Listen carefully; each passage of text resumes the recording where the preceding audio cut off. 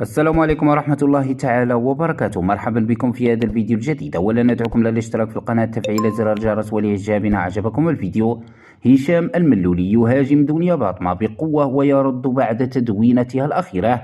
هشام الملولي هاجم دنيا باطمة بعدما خرجت الفنانة المغربية دنيا باطمة عن صمتها بخصوص تصريحات اليوتيوبر المغربي هشام الملولي بخصوص الزواج منها، وقمعته وكذبت كل ما تم تداوله عن علاقتهما به، حيث وضحت ذلك عبر حسابها الرسمي على موقع تبادل الصور والفيديوهات الانستغرام.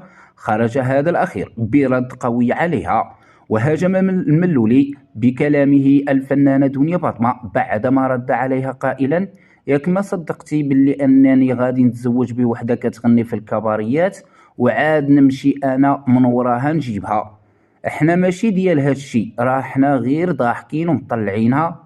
انا بوغوس عليك وواعر عليك بدون عمليات تجميل وبلا اي حاجه. واكمل الملولي هجومهم مسترسلا في الحديث: للاسف راك معذوره، راه المراه فاش كيخليها الراجل ويسمح فيها من بعد سنوات طويله ديال الزواج ويمشي يخونها، كيتخربقوا ليها الهرمونات وعاد كتولي تقلب غير في من تلصق.